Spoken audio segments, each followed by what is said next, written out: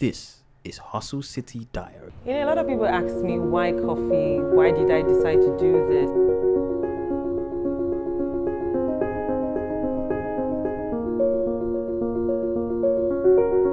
Hello, my name is Princess Adeyinka Tekenah. I am the founder of Happy Coffee in Nigeria.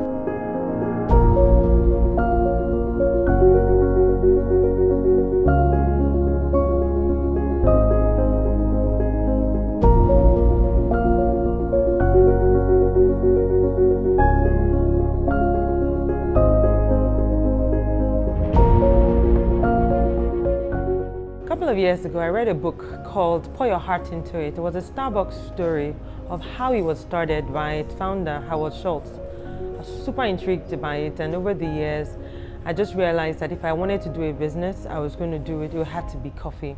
And you know, as part of my studies and research, I found out that coffee was the second most traded commodity in the world and the second most drank drink. And it even intrigued me further to find out that Nigeria had grown coffee at the time. And I felt really bad, like why would an average Nigerian not have access to locally grown coffee? Or why doesn't even a Nigerian know that coffee actually grows in the country? I think that was where my idea and my passion kind of started from. I felt like an average Nigerian had been done a lot of disservice by not having access to freshly brewed coffee. I think that was where the passion started from, and obviously I love to drink coffee, so everything just kind of rolled in from there. You know, a lot of people ask me, why coffee? Why did I decide to do this? What are the challenges? Was I afraid to go into especially an industry that wasn't really popular? When I decided to go into this business, I wasn't thinking of whether it was a popular business to go into. I was just more in tune with my inner self, asking the question that why isn't an average Nigerian interested or even aware that coffee does grow in Nigeria, and why are we not drinking it? And you know, most importantly for me, the industry that I'm in, like I said, had been depleted over the years. We started growing coffee in '83 by our now President Muhammad Buhari. He was the first person that insisted that the industry should exist, or the plantations or the coffee farms. And over the years, all of our farms have been depleted by leaving it to itself and all the general things that happened to our coffee farms as a total. But for me, as a young business owner, there was a call for African entrepreneurs. I think that was in 2015. Mr. Tony Elumelu, the founder of the Tony Elumelu Foundation, called for African entrepreneurs who had ideas on, to starting a business, because he believed that, and I also believe, and I know, that it will only take an African entrepreneur to build the African continent. So there was a call for African entrepreneurs to apply for funding to start their business, and I literally applied. I mean, before then I had talked about the business to one or two people, and they were like, selling coffee, I mean, what was that? But anyway, I was going to do it anyway, because the truth about business is, first you must be driven by your passion, and I had the passion. And I had a bit of knowledge, I'd done a bit of research, and I wanted to see if that space existed and how best my company could fit into that. And that's how my journey actually started. So, and people say, oh, were you not afraid to start? Did you have any help? Like I said, all I needed was my idea. And like I said, I applied for it, I got the funds to start, and that's how the business took off. This is Hustle City Diary. So in 2009, I moved back to Nigeria. I actually had the privilege schooling in America. It took me about a couple of years to get my first degree, but my degree was in business and management. And then when I moved back, I'd worked for a while. I also actually worked with the government for a minute. I worked with the local government as a special advisor. But over time as an entrepreneur, you get to the point where you decide, do I want to continue as a career holder or whether I want to go into business? And going into business in Nigeria is a tough skate, like literally. But I wasn't going to be deterred, because I realized that what you need to start a business wasn't actually money. I needed my idea in place, and I had the idea. So when there was a call for a grant or for African entrepreneurs to apply, it was the only thing that could come to the top of my mind, was starting a coffee business. And I enrolled, I applied, like I said, I won. I was one of the first young Nigerians to actually win the full grant or seed capital by the Tony Elumelu Foundation, and that's how my business started. Obviously there will and there can and there will always be challenges facing a Nigerian entrepreneur. For example, infrastructure, access to finance, access to education, access to market. How do you market this product? Especially because I was in an industry that wasn't popular, and most people that enter the industry would enter from the top end. That means the cafe end of things.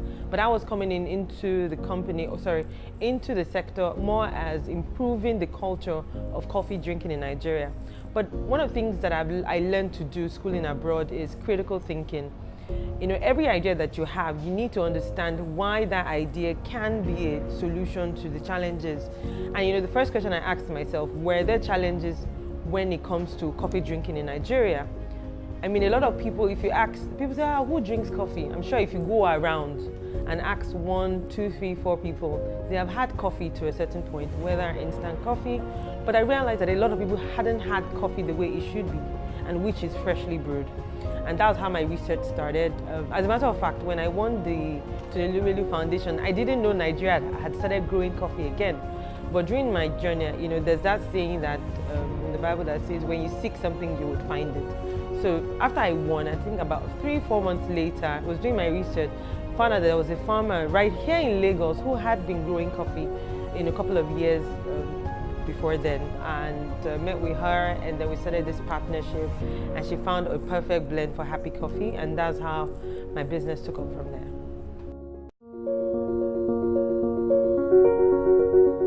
So we started off in 2015 when we won, but when I started, I didn't, you know, go out there and start a business. I wanted to do research.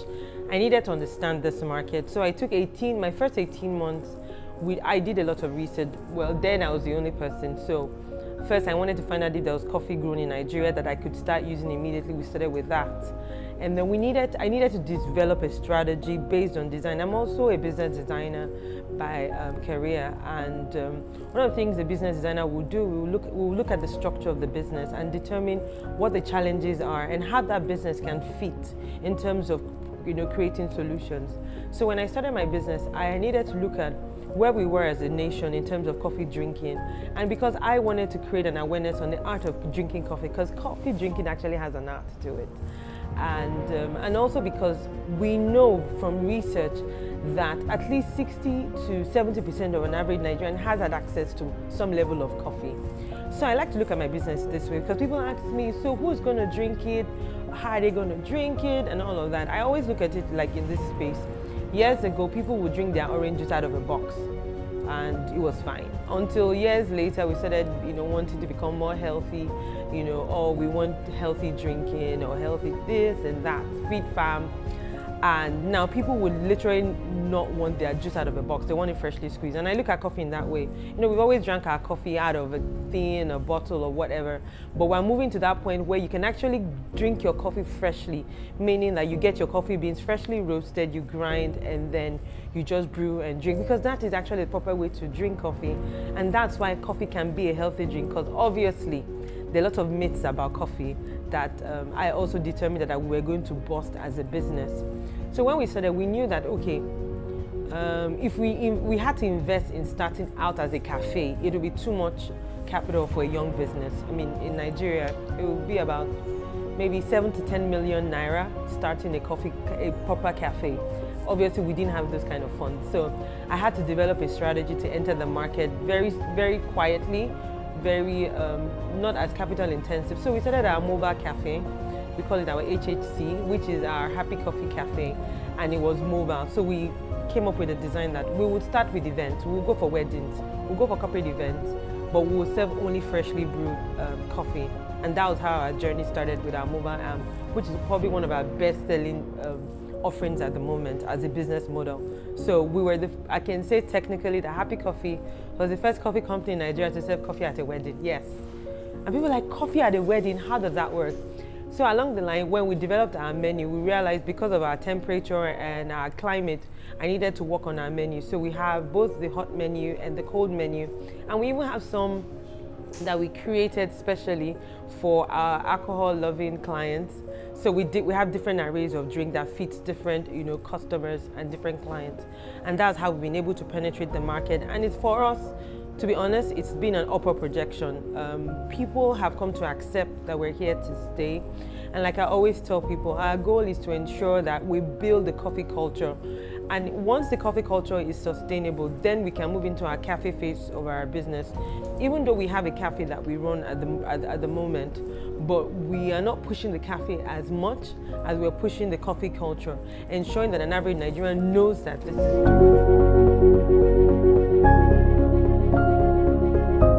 So people generally will ask, what is my biggest challenge as a business owner? Not to sound conceited or anything, I don't like to look at things as challenges. I believe that every business would have hurdles it must go over to go to the next level. So I look at things in that light. So in my space as a business owner, yes, access to finance can be a challenge, but I also found that there's a lot of creative ways that the business can develop or can have access to the finances that it requires. For example, Lagos State created a fund for young businesses to access funding. There's a lot of funding out there for women business owners.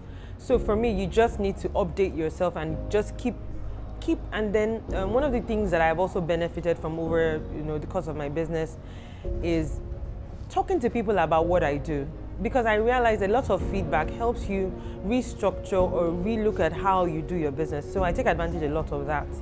And then I've also used social media. For a business, social media is the freest and the most accessible way of putting your business out there. So I've taken advantage of all the social media platforms. We use that to promote a lot of the activity that we do.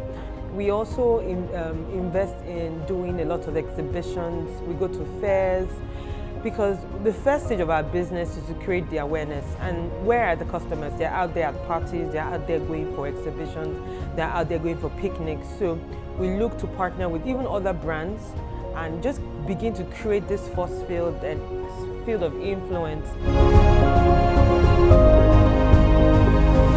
Access to finance can be a problem for a young business owner in our space in Nigeria generally. Like I said, I was privileged to have access to the Tonelumelu seed capital, which was $5,000, and that's how I started my business. Obviously, that gets into a point where you need to, inject more cash. Good enough. I also had access to the Lagos State Employment Trust Fund that gave young business owners who live in the city of Lagos some access to capital to finance at a very good interest rate, 5%. So those are the funds that I have been using in my business. Obviously, we would need to improve in injecting more cash and more capital. But for me, I try to sit down with my team and look at what are the creative ways that we can use to create a sustainable business. Because on this side of the world, you might not always have access to those financing. So I don't let that deter me from pushing my business forward. I just look back and see how can we create ways where we can have cash or the funds or the requirements. And then you also would, what I've also done is develop great relationships along the line so that we can have some level of credit with our suppliers, and then we can work based off of that. So then employment, we've had the opportunity. Well, I started, it was just me. You get to a point as a young business, you had everything. You had the accountant, the driver, PR, P up, P down, and all of the rest. But now I have 4 people on my team permanently, and then 6 contract staff as we go along.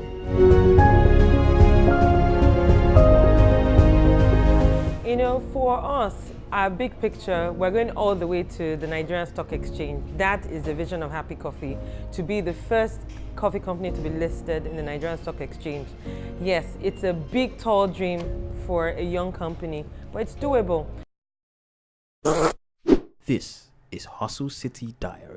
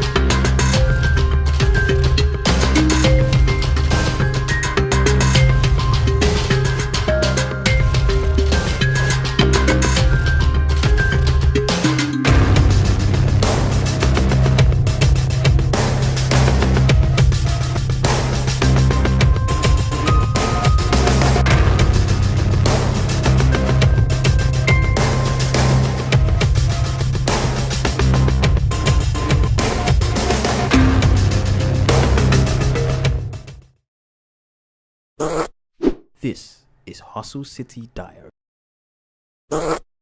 This is Hustle City Diary. So in the last 2 years, like I said, once we started our business, we have now created 4 categories in Happy Coffee.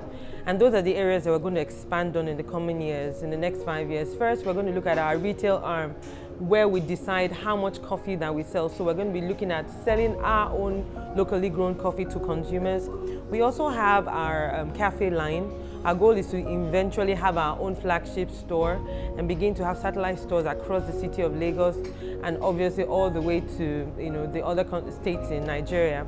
Then we also have an arm where we design coffee stations.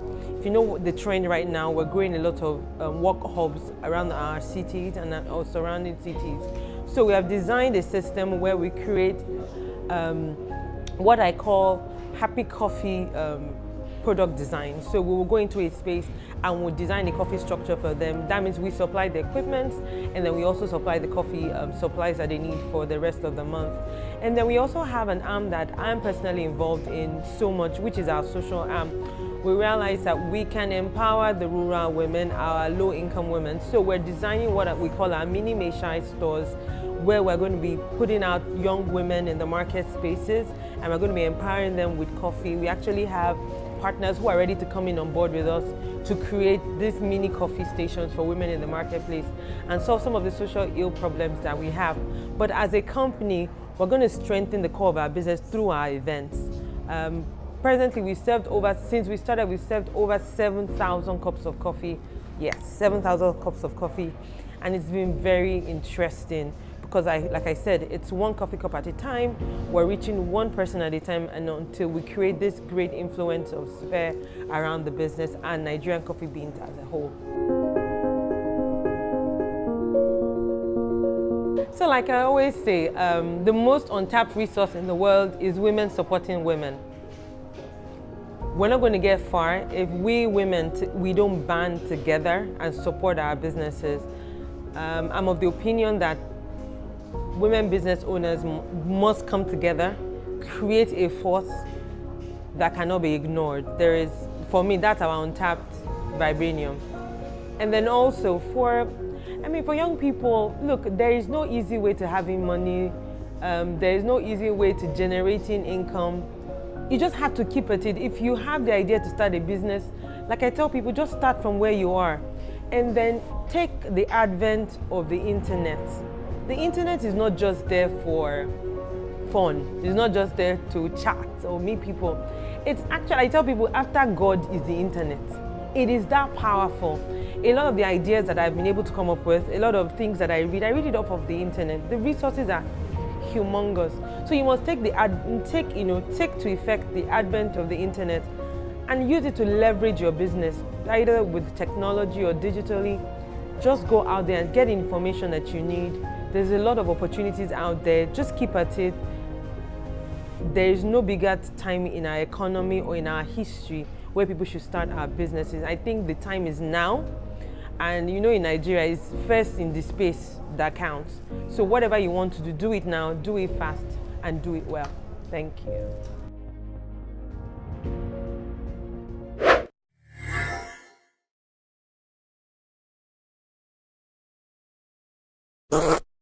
This is Hustle City Diary.